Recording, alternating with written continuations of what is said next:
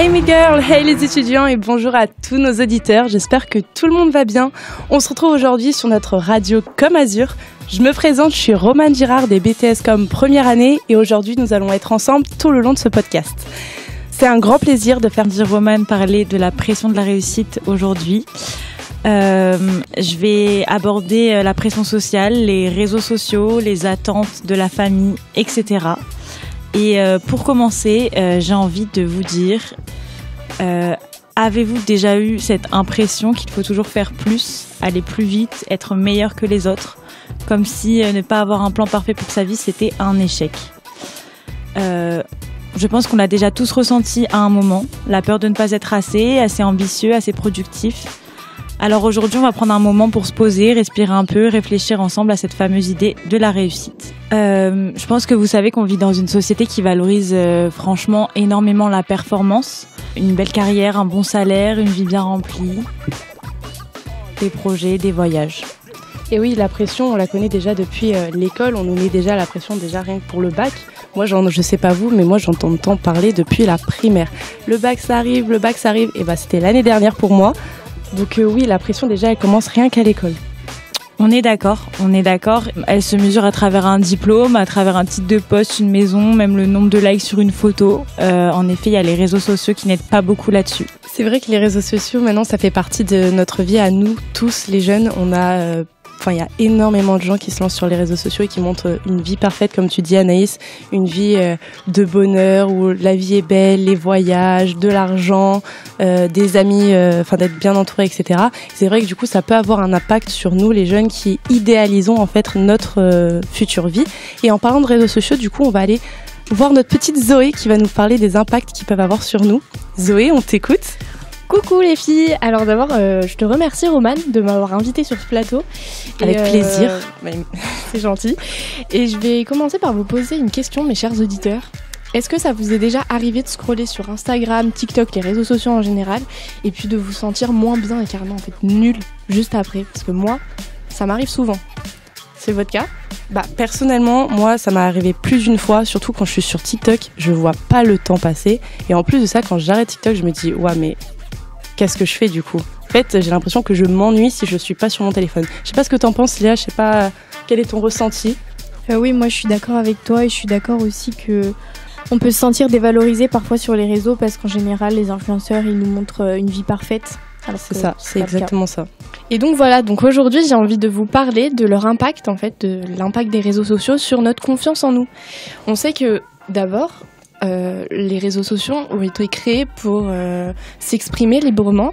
Et par exemple, moi, en tant que photographe, je sais que ça aide beaucoup d'artistes, que ça soit de l'art, de la peinture, des danseurs, des photographes.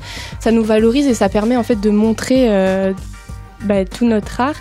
Et voilà. Mais c'est vrai que le côté sombre de ces plateformes reprend souvent le dessus.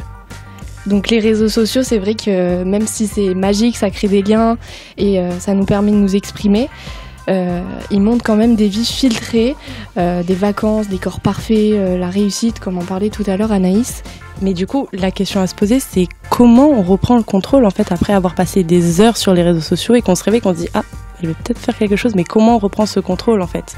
Écoutez, il faut se rappeler que les réseaux, ils montrent que une partie de la réalité.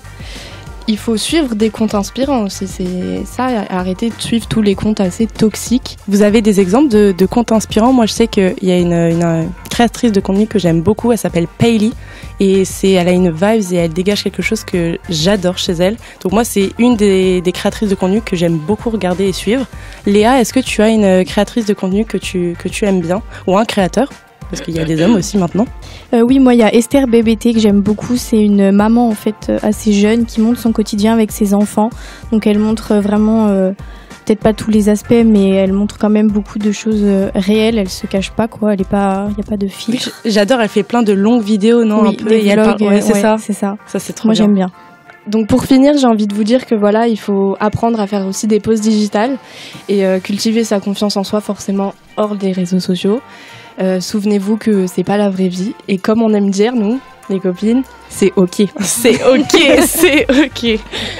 En parlant des réseaux sociaux, parce qu'il y a beaucoup d'aspects quand même négatifs et positifs, mais il y en a un en nous en tant qu'étudiants qu'on apprécie beaucoup, c'est que on arrive, enfin je sais que beaucoup d'entre nous, on a réussi à trouver notre alternance grâce aux réseaux sociaux, qu'il y a pas mal d'entreprises qui sont sur Instagram et du coup c'est vrai que c'est peut-être, je dirais pas plus facile, mais du coup pour savoir ce que fait l'entreprise, ce qu'elle propose, ce qu'elle fait, ça peut vraiment beaucoup nous aider et du coup pour nous qui sommes en alternance et surtout en BTS communication, on va beaucoup partager la vie de l'entreprise. Et en parlant d'alternance, on va continuer du coup avec Léa. Léa qui va nous parler des avantages de l'alternance. On t'écoute. Oui, merci Romane. Alors avant de parler des bénéfices, je voudrais quand même dire qu'on sait tous que c'est très difficile de trouver une alternance, n'est-ce pas Anaïs ? Tout à fait. Anaïs, tu n'as pas d'alternance. On est le jeudi 6 novembre, Anaïs, et il te reste un mois tout pile avant de devoir partir de l'école parce que tu ne vas pas avoir le choix. Comment ça se fait que tu n'aies toujours pas trouvé d'alternance ? Est-ce que c'est au niveau de la difficulté à en trouver une ? Est-ce que c'est que du coup, plus les jours avancent, plus tu manques de motivation ? Qu'est-ce qui se passe ? On t'écoute. Effectivement, l'horloge tourne pour moi et elle tourne très vite. C'est vrai que on parle quand même pas mal de l'alternance, on parle aussi des difficultés et franchement, si j'avais quelque chose à vous dire, ce serait plutôt de retourner la question vers les entreprises. Pourquoi est-ce si compliqué de se faire engager en alternance ? Pour quelles raisons ? À propos de la motivation, c'est vrai que ça peut être un peu compliqué pour les jeunes en général de continuer après différents refus. On sait qu'en plus, on étudie dans un domaine qui est beaucoup prisé. Le BTS Communication, c'est un diplôme que de plus en plus de jeunes veulent faire. Donc en plus de ça, les entreprises, elles ont beaucoup de demandes concernant ce poste en communication. Et du coup, c'est vrai que ça peut t'amener à avoir beaucoup de difficultés à trouver une alternance. C'est vrai que la concurrence n'aide pas non plus. Mais je garde espoir pour moi ainsi que pour tous ceux qui sont dans la même situation. Du coup, nous revenons avec Léa. Léa, on continue à t'écouter.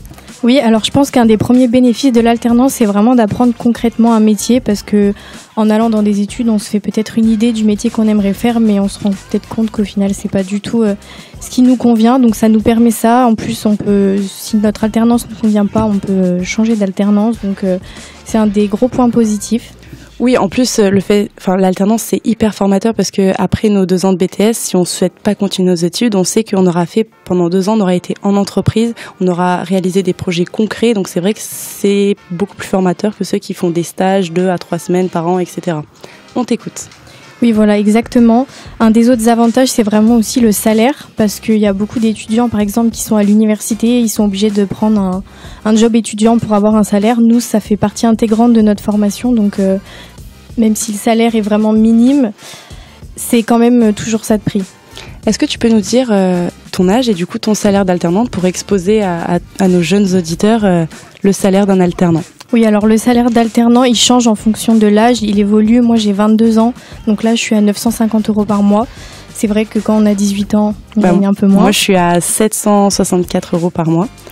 Je ne sais pas si vous avez entendu, mais ils disent que pour janvier 2026, ils souhaitent réduire le salaire des alternants. Je trouve ça... Enfin, vous en avez entendu parler ? C'est hallucinant. C'est hallucinant. D'accord. Et ensuite, on va terminer du coup sur quoi, Léa ? Alors, je dirais aussi que ça nous met en valeur au niveau de nos formateurs parce qu'ils nous considèrent plus comme des adultes étant donné qu'on n'est pas juste étudiants, on est aussi salariés. Au niveau aussi du jury des examens, ils apprécient beaucoup parce qu'ils voient qu'on a plus d'expérience, qu'on sait plus de quoi on parle. Et comparé à une personne qui a fait de l'initiale, qui a juste fait des stages, et c'est vrai que nous, on est quand même plus mis en valeur. Hein, les jurys des examens l'ont dit à nos formateurs. Voire même plus pris au sérieux, en fait, lorsqu'on va exposer nos projets. C'est ça ? Et voilà, c'est ça. On est vraiment des adultes à leurs yeux. Et puis le dernier point, je pense, de l'alternance qui est bien, c'est le rythme qu'on a. Donc on a 2 jours de cours par semaine et 3 jours d'alternance, donc ça nous fait vraiment une coupure. On n'est pas trop au travail, on n'est pas trop à l'école, on peut décompresser si on en a marre du travail, on peut un peu décompresser à l'école et vice versa.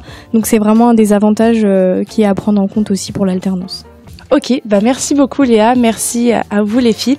Je crois qu'on a fait le tour. Merci beaucoup encore une fois à toutes les 3. Franchement, j'ai passé un trop bon moment avec vous. J'en profite pour rappeler 2-3 petites choses avant qu'on se quitte les filles. En parlant, tout à l'heure, on parlait des réseaux sociaux avec Zoé et elle nous disait de déconnecter. Neven propose un club théâtre qui se déroule tous les jeudis de 17h30 à 19h30 et un lundi sur 2 à la même heure. Voilà, c'était pour tous les étudiants de Neven. Si vous souhaitez, pour terminer, je vais vous le rabâcher jusqu'à que vous alliez voir son compte. Mais Zoé, notre super photographe des BTS comme première année, a un compte Instagram où elle poste toutes ses photos professionnelles. Donc c'est zoé.e.la.photo. Donc n'hésitez pas à aller faire un petit tour et à voir toutes ces superbes photos. Encore une fois, je vous le rappelle, mais elle a exposé toutes ses photos pour le Octobre Rose dans le hall de Neven. Donc on vous attend nombreux. Sur ce, je vous dis merci beaucoup à toutes les filles et on se retrouve bientôt sur Comme Azur. Bye bye, bye.